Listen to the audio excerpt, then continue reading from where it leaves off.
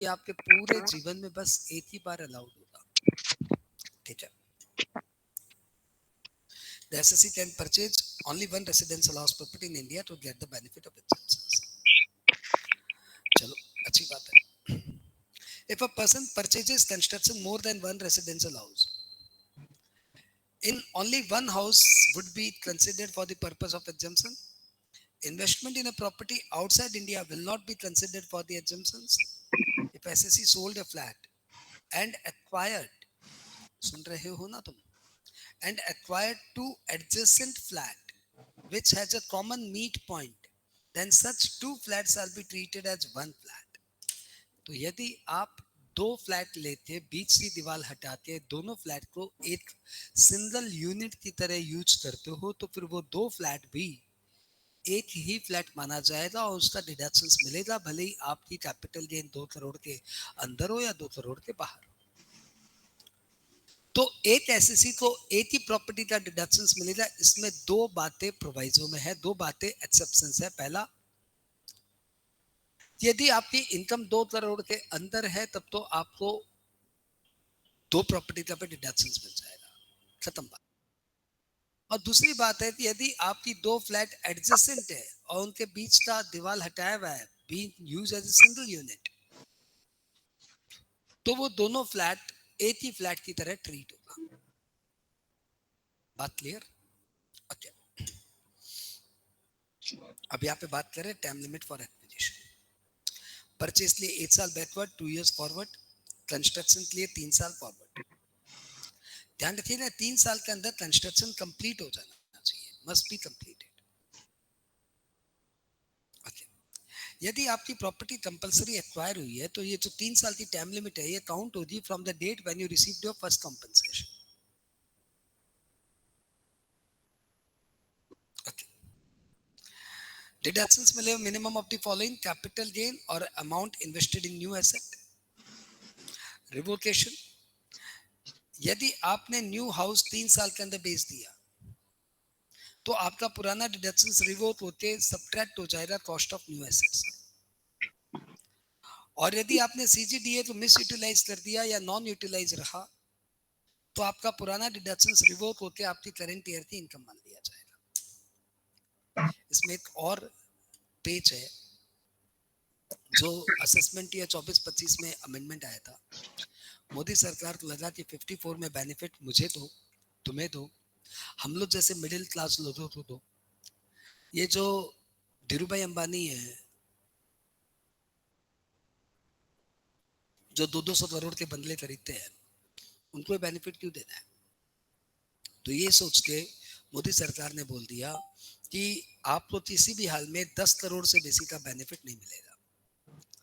मतलब यदि आप नया घर 200 करोड़ का खरीदते हो तो आपको ज्यादा से ज्यादा डिडक्शंस 10 करोड़ का मिलेगा।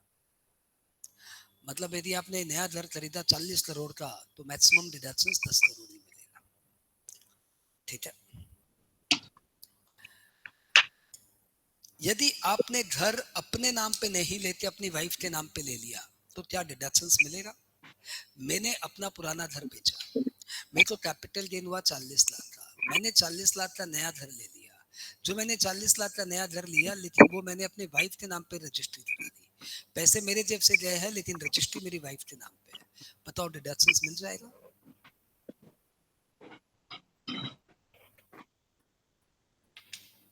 And answer is yes, deductions मिल जाएगा। इंपॉर्टेंट ये नहीं कि आपके नाम पे फ्लैट रजिस्टर्ड हो, इंपॉर्टेंट ये है कि आपके नाम से पैसे निकले।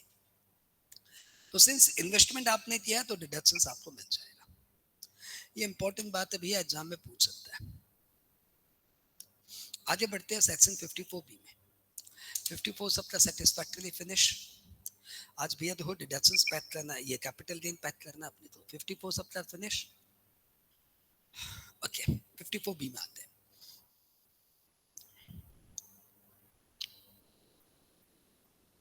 किसी एक का इमोजी थोड़ा अजीबोगरीब था, मैंने नोट नहीं किया, चलो ठीक है। और 54 बी में आते हैं। Okay okay okay okay, done sir, fine. 54 B बोलता है कि यदि आप इंडिविजुअल या एचयूएफ हो और आपने अपनी कोई अर्बन एग्रो लैंड ट्रांसफर की है, आप इंडिविजुअल एचईएफ हो, आपने अपनी कोई अर्बन एग्रो लैंड ट्रांसफर की है। ये urban urban agro land long term भी हो सकता है, शॉर्ट टर्म भी हो सकता है, लेकिन इसमें आप या आपके पेरेंट्स ने कम से कम 2 साल एग्रीकल्चर पर्पस के लिए इस लैंड को यूज किया है, तो हम लोग बोलेंगे yes it is eligible for 54B। 54B में वही एग्रीकल्चरल लैंड एलिजिबल है जो कि अर्बन एग्रीकल्चरल लैंड है, और जिसको आपने या आपके पेरेंट्स ने मिलके कम से कम 2 साल तक खेती बाड़ी में यूज किया है। रूरल एग्रोलैंड इसलिए इसमें नहीं डाला क्योंकि रूरल एग्रोलैंड को तो बेचोगे तो कैपिटल गेन लायबिलिटी अराइज ही नहीं होगा ना, क्योंकि रूरल एग्रोलैंड तो कैपिटल एसेट होती नहीं है। Rural agriculture land is not a capital asset. और यदि आप किसी जमीन को 2 साल से कम खेती बाड़ी में यूज किए हो तो भैया वो यहाँ पे एलिजिबल नहीं है, shall not be eligible for deductions. SSC need to acquire new agroland, जो आपको नया एग्रोलैंड लेना पड़ेगा, और वो नया एग्रोलैंड आप अर्बन लो या रूरल लो कोई फर्क नहीं पड़ता, यानी योर न्यू इन्वेस्टमेंट में be in the rural land. Next, time limit for acquisition of new asset is 2 years from date of transfer. CGDA scheme यहाँ पे भी एप्लीकेबल है, by due date of filing of return पैसे आप bank account में जमा कर दो तो डिडक्शंस मिलेगा।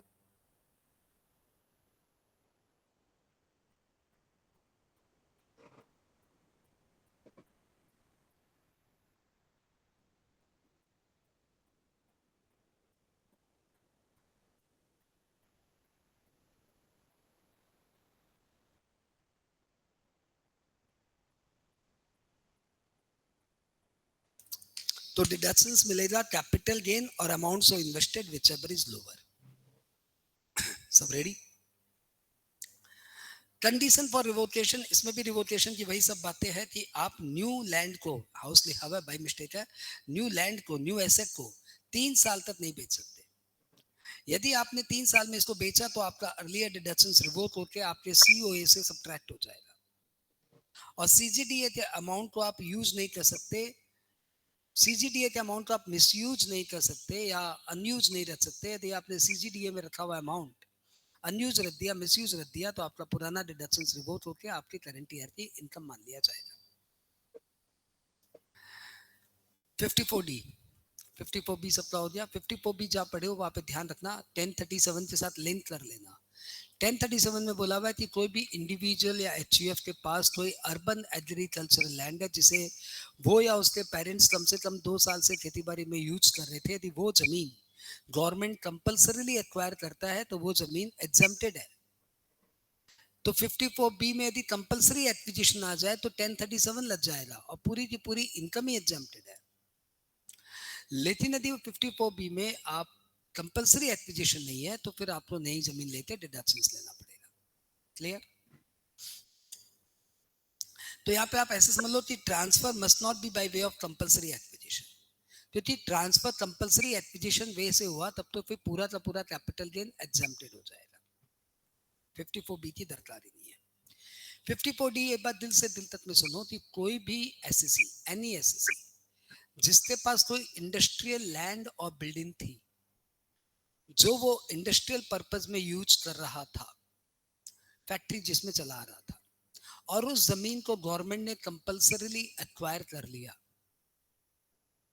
तो फिर जितना भी कॉम्पेंसेशन गवर्नमेंट ने दिया, यदि वो पैसा वो न्यू इंडस्ट्रियल लैंड और बिल्डिंग में लाता है तो जितना भी पैसा उसने न्यू इंडस्ट्रियल लैंड और बिल्डिंग में 3 साल के अंदर लगाया उतने का उसको डिडक्शंस मिल जाएगा।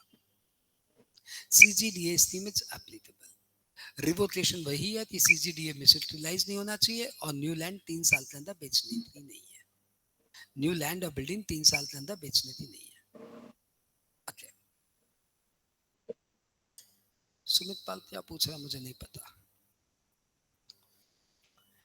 If any SSE applicable to all SSE, nature of capital asset, any capital asset, short term or long term, being land or building, forming part of industrial undertaking, which is used for industrial purpose by the SSE for at least 2 years prior to date of transfer. जिसमें आप 2 साल से कम अपनी factory चला रहे थे, वो चीज गवर्नमेंट ने कंपलसरी एक्वायर कर दी, और आपने वो पैसे जितना कॉम्पेंसेशन आपको मिला वो आपने नई लैंड और बिल्डिंग में इन्वेस्ट कर दिया या शिफ्टिंग और रीस्टेब्लिशमेंट में खर्च कर दिया। तो जितना भी पैसा आपने न्यू लैंड और बिल्डिंग में इन्वेस्ट किया उतने का आपको डिडक्शंस मिल जाएगा। Time limit for acquiring new asset is 3 years। CGDA scheme है, deduction shall be capital gain और amount so invested, and revocation वही है। यदि आपने न्यू जमीन 3 साल के अंदर बेच दी तो पुराना डिडक्शन रिवोक होके आपके कॉस्ट ऑफ एसेट से माइनस हो जाएगा, और यदि आपने CGDA अनयूटिलाइज किया, मिसयूटिलाइज किया, तो आपका पुराना डिडक्शन रिवोक होके करंट ईयर का कैपिटल गेन मान लिया जाएगा, करंट ईयर का कैपिटल गेन मान लिया जाएगा। 54D वर्षों है एग्जाम में नहीं पूछा, लेकिन कोई फर्क नहीं पड़ता, टॉपिक अभी भी जिंदा है, वाइटल है। रेयर एप्लीकेबिलिटी है क्योंकि इंडस्ट्रियल लैंड और बिल्डिंग कंपलसरी एक्वायर नॉर्मली नहीं होती, ठीक है, लेकिन हो जाए तो ये प्रोविजन अप्लाई हो जाएगा। आइए अगला सेक्शन जो कि बहुत वाइटल है, 54EC। मैंने भी इसका डिडक्शंस इस साल के रिटर्न में क्लेम किया था। 54EC क्या है? Applicable to all assets. आपके पास कोई भी लॉन्ग टर्म कैपिटल एसेट है, बीन लैंड और बिल्डिंग और बोथ, कोई भी लैंड कोई भी building, residential land residential building, commercial land commercial building, कुछ भी, ऑफिस यूज पर्सनल यूज, कुछ भी, बस वो होना चाहिए लॉन्ग टर्म। यदि वो लैंड और बिल्डिंग आप ट्रांसफर करते हो और आपको कैपिटल गेन आता है तो आपको कुछ बॉन्ड खरीदने पड़ेंगे। ये बॉन्ड सब लॉन्ग टर्म बॉन्ड है, 5 साल तक रिडीम नहीं होंगे, ये रिडीम ही होंगे 5 साल के बाद। ये बॉन्ड का नाम है, इस बॉन्ड का नाम है नाही बॉन्ड, रिक बॉन्ड,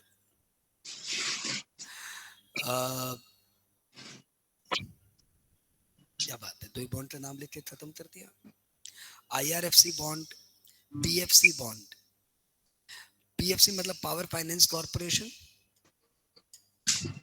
IRFC मतलब इंडियन रेलवे फाइनेंस कॉर्पोरेशन, नाही बॉन्ड मतलब national highway authority of India, and Rick bond मतलब रूरल इलेक्ट्रिफिकेशन कॉर्पोरेशन बॉन्ड। तो यदि इन बॉन्ड में आपने पैसे लगाए हैं, ये सारे बॉन्ड मोटा मोटी 5% या 5.1% इंटरेस्ट देते हैं। हम लोग इस 4 बॉन्डों को बस इसलिए देते हैं कि 5 है कि 5.1 है, इतना सा डिफरेंस रहता है। तो जिस समय जिसमें ज्यादा मिल जाए इन्वेस्ट कर दो।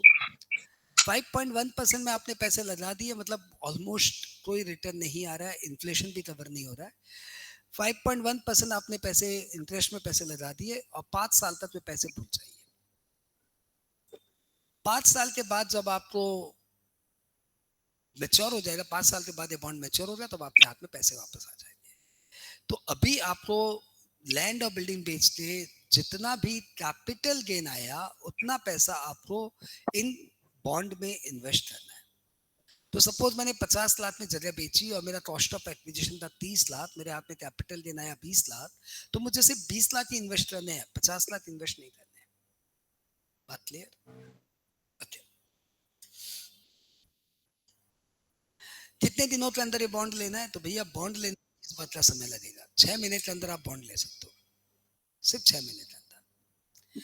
You can purchase the bond with in 6 month. जब 6 महीने की टाइम लिमिट है तो CGDA का सवाल ही नहीं उठता। Why to deposit in CGDA, directly deposit in the bond. Bond में जाके आपको ऑनलाइन जाना, बॉन्ड खरीदना है, या बहुत सारे एजेंट है जिनके थ्रू आप बॉन्ड ले सकते हो। उसके बाद डिडक्शंस मिलेगा, अमाउंट्स ऑफ इन्वेस्टेड और capital gain which ever is lower. और रिवोकेशन का एक ही केस है, यदि बॉन्ड आपने 5 साल के अंदर मैच्योर करवा लिया तो भैया 5 साल के अंदर बॉन्ड तो मैच्योर हो जाए नहीं, क्योंकि कंपनी आपको पैसे नहीं देगी। ये जो 4 कंपनीज है, नाही, Rick and PFC and IRFC, ये आपको 5 साल के अंदर पैसे देगी नहीं। तो फिर क्या करते हैं हम लोग, जाके बैंक में जाके इसको मॉर्गेज करके लोन ले लेते हैं।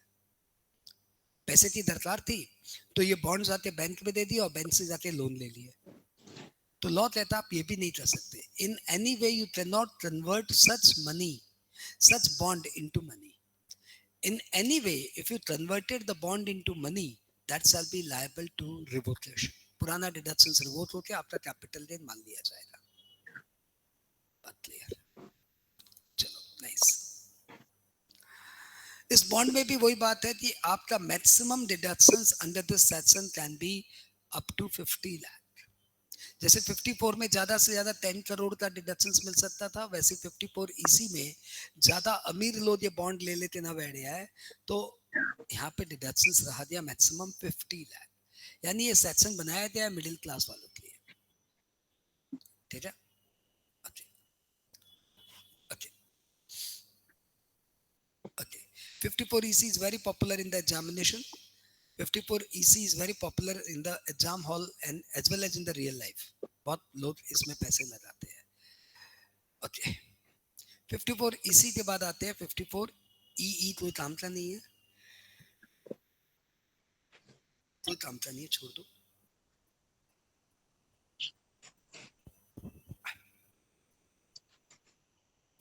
पढ़ना चाहते हो पढ़ लो, लेकिन कोई काम का नहीं है।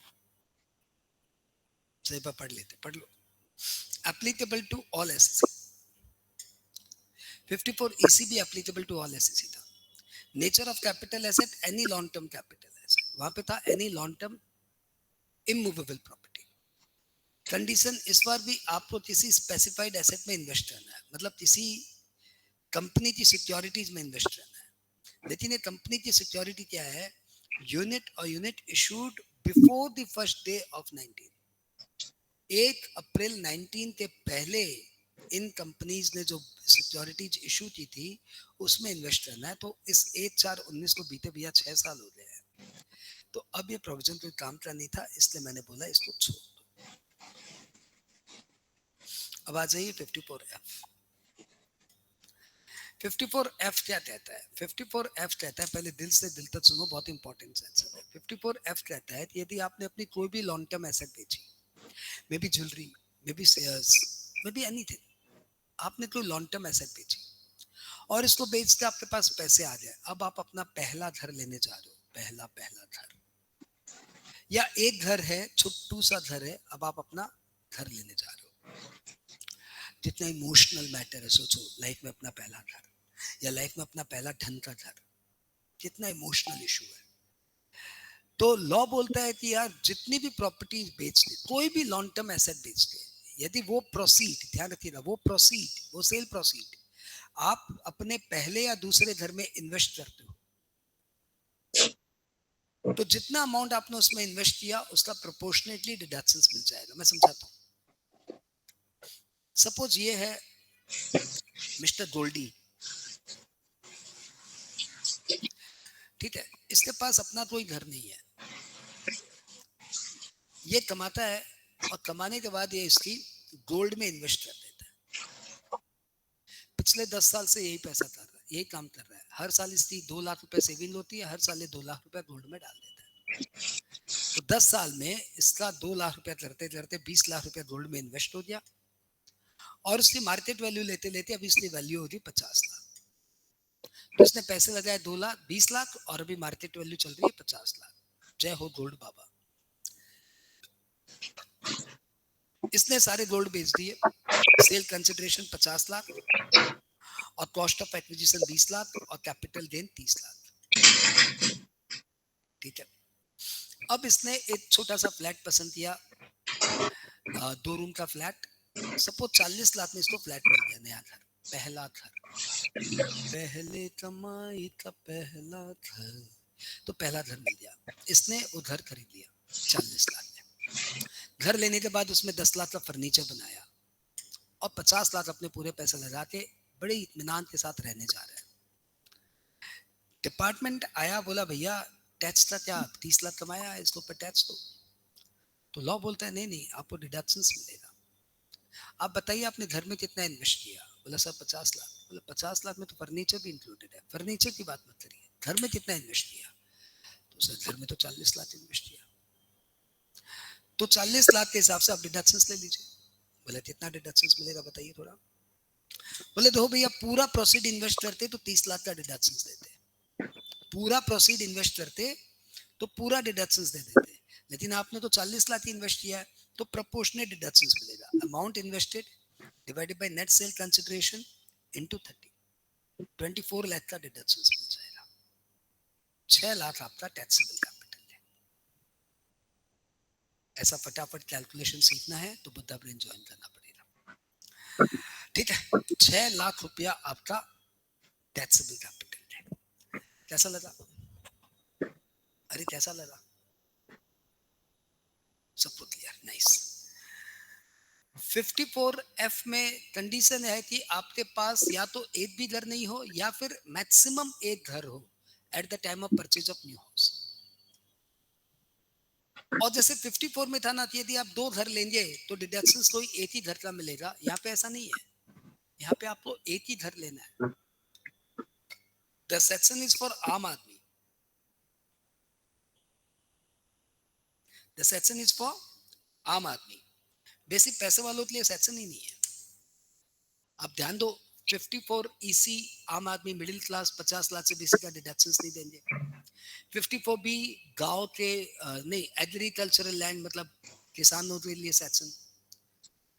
54 इंडिविजुअल HUF यानी रेसिडेंस, उसमें भी 10 करोड़ से बेसी का डिडक्शंस नहीं, यानी अपर मिडिल क्लास का डिडक्शंस है।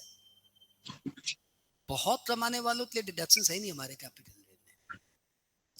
यहाँ पे भी बोला हुआ है कि आपके पास एक से बेसी घर नहीं होना चाहिए, और आप एक से बेसी घर ले भी नहीं सकते। यदि आप एक साथ 2 घर ले लिए तो डिडक्शंस किसी का भी नहीं मिलेगा। 54 में क्या था, आप एक साथ 2 घर ले लिए तो किसी एक का डिडक्शंस मिल जाएगा, दूसरे का नहीं मिलेगा। 54F में क्या है, एक साथ 2 घर ले लिए तो डिडक्शंस मिलेगा नहीं। और दोनों में ये बात है कि घर, the new house must be purchase in India. यदि आप घर सिंगापुर में ले रहे हो, दुबई में ले रहे हो, मलेशिया में ले रहे हो, इंडोनेशिया में ले रहे हो, तो डिडक्शंस मिलेगा ही नहीं। The house must be purchase in India. बात क्लियर? Okay okay.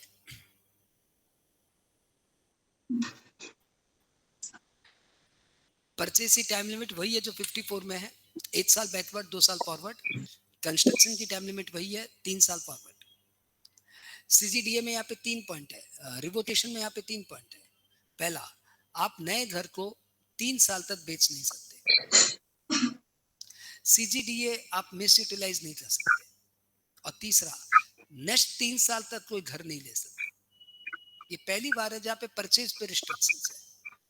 यदि आप नेक्स्ट 3 साल में कोई नया घर ले लिए तो आपका पुराना डिडक्शंस रिवोक हो जाएगा और करंट ईयर का कैपिटल गेन मान लिया जाएगा। एक बार CMA इंस्टीट्यूट ने पूछा था कि नॉर्मली कैपिटल गेन लगता है कुछ बेचने पे, साइट केस जहाँ पे कैपिटल गेन लगता है कुछ परचेज करने पे। तो this is the only answer कि यहाँ पे परचेज करने पे आपका पुराना डिडक्शंस रिवोक होके करंट ईयर का कैपिटल गेन हो जाएगा। 3 साल तक आप कोई और घर परचेज नहीं कर सकते। आप गोल्ड में लगाओ, म्यूचुअल फंड में लगाओ, जो लगाओ, अपनी वाइफ के नाम पे घर लो, अपने बच्चों के नाम पे घर लो, अपने नाम पे दूसरा घर मत ले लेना। ले लिया तो पुराना डिडक्शन से रिवोक हो जाएगा। बात ठीक?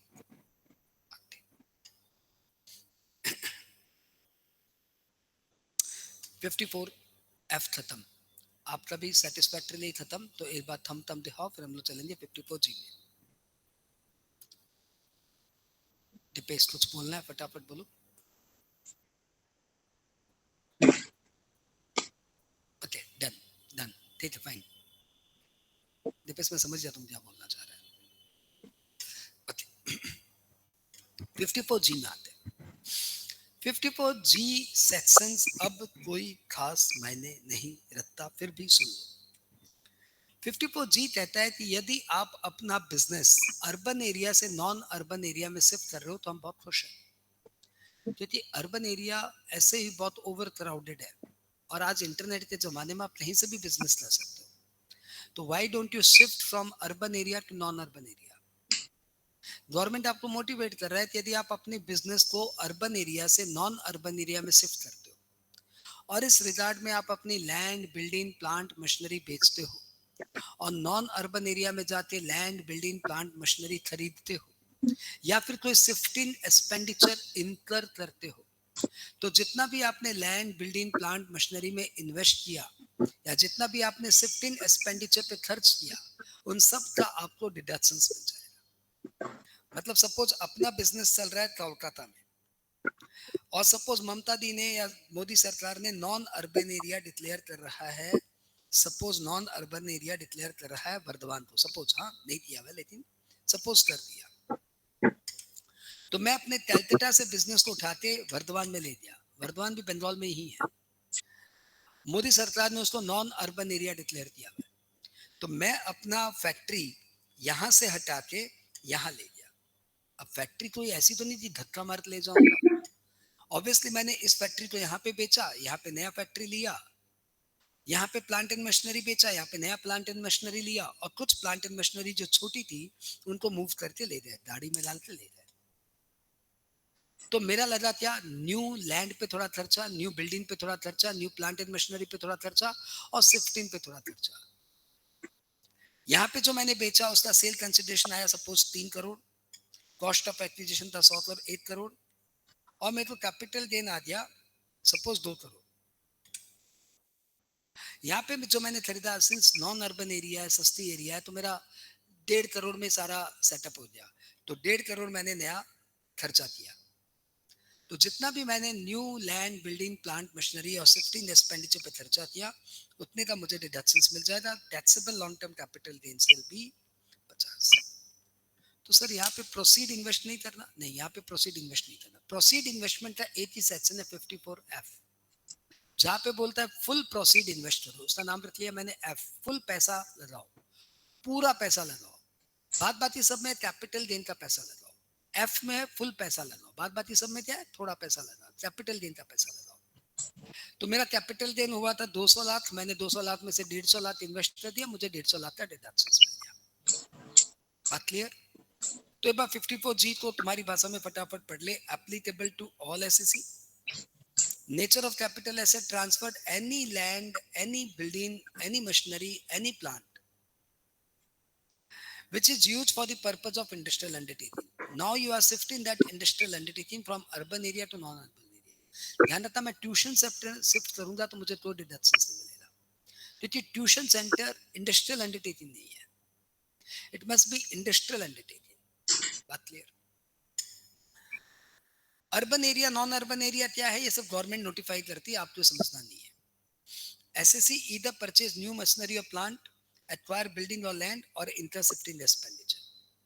टाइम लिमिट है, आप डेट ऑफ ट्रांसफर के 1 साल पहले और 3 साल बाद किसी भी समय ये खर्च करो तो आपको डिडक्शंस मिल जाए, यानी 4 साल की टाइम लिमिट है। सीजीडीए स्कीम इज एप्लीकेबल, और डिडक्शंस मिलेगा minimum of the 3 capital gain और अमाउंट सो इन्वेस्टेड। रिवोकेशन वही है, यदि न्यू एसेट को 3 साल के अंदर बेच दिया या सीजीडीए को मिस यूटिलाइज कर दिया तो पुराना डिडक्शंस रिवोक होके करंट ईयर का इनकम मान लिया जाएगा।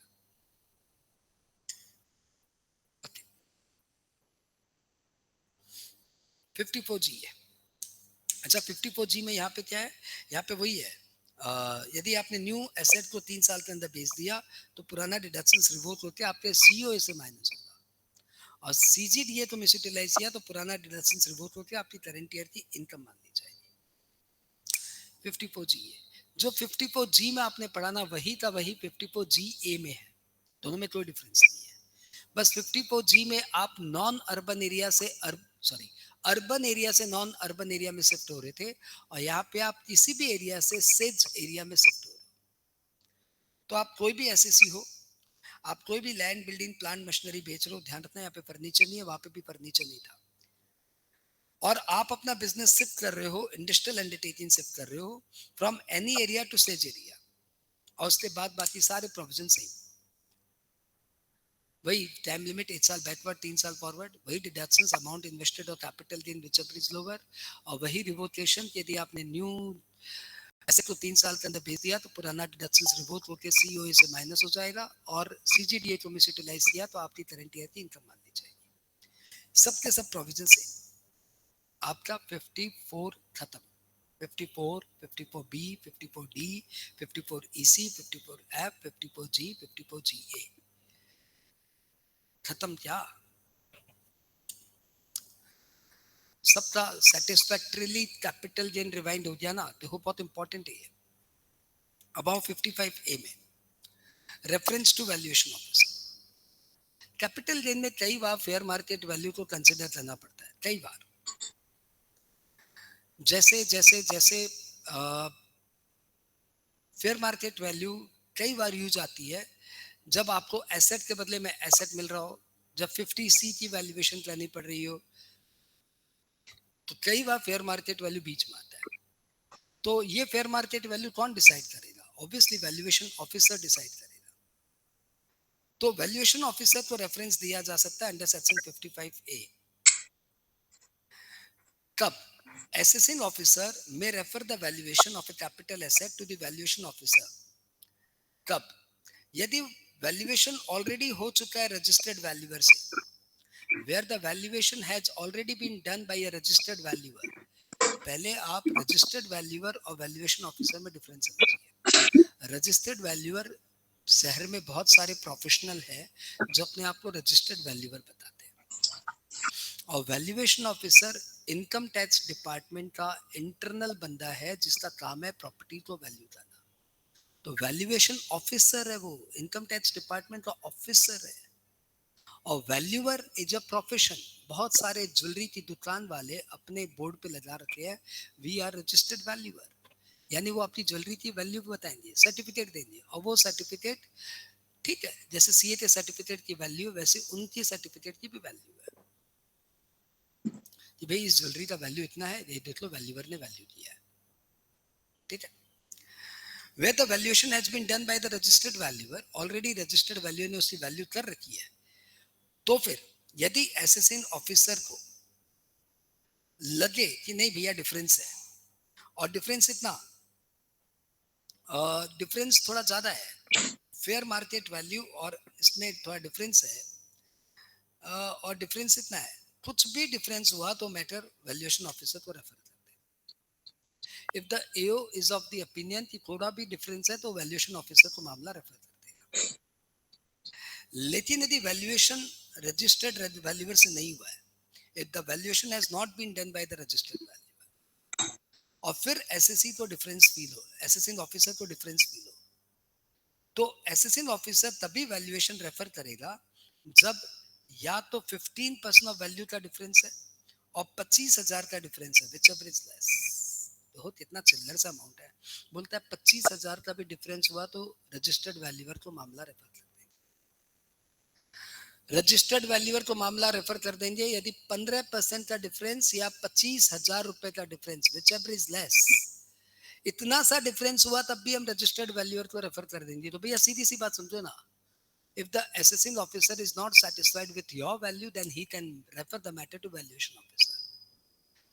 असल बात तो यही है, रियलिटी में इतना ही काम रखने का है, लेकिन एकेडमिकली काम रखने का वो सब याद करने का क्या, यदि रजिस्टर्ड वैल्यूअर से वैल्यूएशन हुआ है तब तो जरा सा भी डिफरेंस होने पे वैल्यूएशन ऑफिसर को रेफर हो जाएगा। यदि रजिस्टर्ड वैल्यूअर से वैल्यू नहीं हुआ है तो फिर डिफरेंस यदि 15% या 25,000 रुपया विच एवर इज लोअर का रहा, डिफरेंस यदि इतने का रहा तो मामला रेफर होगा वैल्यूएशन ऑफिसर, ठीक है।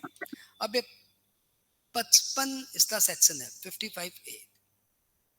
हाँ, मैं इसको ऐसे लिखता हूँ 55A, 55A, यहाँ पे लिख देता हूँ 1, यहाँ पे लिख देता हूँ 2, और फिर मैं बोलता हूँ 15% या 25,000 इतने का डिफरेंस है, और अगर वैल्यूएशन रजिस्टर्ड वैल्यूअर से वैल्यू नहीं हुआ है, रजिस्टर्ड वैल्यूअर से वैल्यू नहीं हुआ है, तो फिर मामला वैल्यूएशन ऑफिसर को रेफर हो जाएगा। तो आई होप आपको ये 15% और 25,000 याद रखने में ज्यादा दिक्कत नहीं होगी, क्योंकि 55A सेक्शन थोड़ा थोड़ा तो सपोर्ट कर रहा है ना, 55A और यहाँ पे 1 और 2 यानी 15% और 25,000, ठीक है, सपोर्ट मिला थोड़ा बहुत, हाँ थोड़ा बहुत सपोर्ट मिला। ये बात आपको पता नहीं थी, आप अंगूठे भी नहीं उठाए, मतलब आप अटेंटिव नहीं हो, आपको पता ही नहीं थी, आपको क्या पता है नहीं पता है, या आप नाराज हो गए कि इतना छोटा छोटा चीज हमें क्यों पढ़ाया गया है। आइए आगे बढ़े। ट्रांसफर की definition, what is transfer? Transfer includes sale, exchange, barter. Exchange मतलब बार्टर हो गया, सेल, एक्सचेंज, रेलिंक्विशमेंट, एक्सटिंग्विशमेंट, और compulsory acquisition by government, conversion of asset into stock in trade, or any transaction of immovable property under section 53A of Transfer of Property Act. ये सब के सब क्या माने जाएंगे? Transfer, sale, exchange, relinquishment, extinguishment, conversion of capital asset into stock in trade, compulsory acquisition by the government, or transaction referred under section 53A of transfer of property act, जहां पे part performance देने के बाद position मिल जाता है, तो that shall be treated as transfer. तो भैया इतने सारे ट्रांसफर की भी मैंने आपको डेफिनेशन करा दी. अभी आपका law capital gain topic finish हो गया. तो नेक्स्ट क्लास अब हम लोग स्टार्ट करेंगे आईफॉस. अभी आपका मेन 4 हेड फिनिश हो गया, एचपी, सैलरी, पीजीबीपी, कैपिटल. आप किसी भी सूरत पे आईफॉस को अंडर एस्टिमेट मत कर लेना. नेक्स्ट क्लास अपनी आईफॉस की है, उसमें गिफ्ट भी इंक्लूडेड रहेगा एंड विल कंप्लीट आल्सो. ठीक है. सुमित पॉल का एक डाउट आ रहा है, उसको पूछ रहा है कि एक मिनट मैं रिकॉर्डिंग ऑफ कर देता हूँ. हाँ, रिकॉर्डिंग में से कोई लेना देना. हाँ सुमित पॉल, आप क्या बोल रहे हो? एक बार सुमित पॉल या तुम्हारा एक बार वापस से बोला. सुमित पॉल प्लीज एक बार वापस से तुम्हारा डाउट मैं निकालता हूँ. Electrical tower install in agroland is a compulsory acquisition. भाई साहब मैं नहीं समझा, एकदम नहीं समझा आपकी बात. मैं पहले भी बोला था, मैं आपकी बात नहीं समझा. देखो भाई साहब, आपकी एग्रीकल्चर लैंड है, या तो आप मुझे केस पूरा अच्छे से बताइए. तो कैपिटल गेन, ये एग्रो लैंड आपका है. हाँ, और इसमें आपने कोई इलेक्ट्रिकल पोस्ट लगा दिया, इलेक्ट्रिक लगा दिया जो, तो क्या गवर्नमेंट इसके लिए कंपलसरी एक्विजिशन माना जाएगा कि नहीं माना जाएगा? पूछ रहे हो, ये मुझे नहीं पता. ये पूछना पड़ेगा कि क्या गवर्नमेंट ने आपकी प्रॉपर्टी कंपलसरी एक्वायर की है. You site me the case. ये केस आपका वर्बल नहीं समझ में आएगा, आप मुझे व्हाट्सएप पे क्वेश्चन भेजिए, मैं देखता हूँ. ठीक है. यदि गवर्नमेंट ने कंपलसरीली एक्वायर करके आपका ये लिया है तो बात अलग होगी. खाली गवर्नमेंट ने क्या किया उस पर यह आप बताने से मुझे नहीं समझ में आएगा. क्या गवर्नमेंट ने प्रॉपर्टी आपसे लिया है फिर अपना लगाया है, ये देखना पड़ेगा. चलो एनी हाउ, नेक्स्ट क्लास अपने आईफॉस में आते हैं. अभिनंदन, मैं तुम्हारी बात सुन लिया, I understand that and I recognise it. लेकिन पहले हम लोग को पहले करना पड़ेगा IFOS finish, deduction finish, TDS finish. जब हम लोग टीआई की क्लास में आएंगे तब तुम्हारी इस बात को हम लोग वहां पे कंसिडर कर लेंगे. ठीक है, चलो भाई.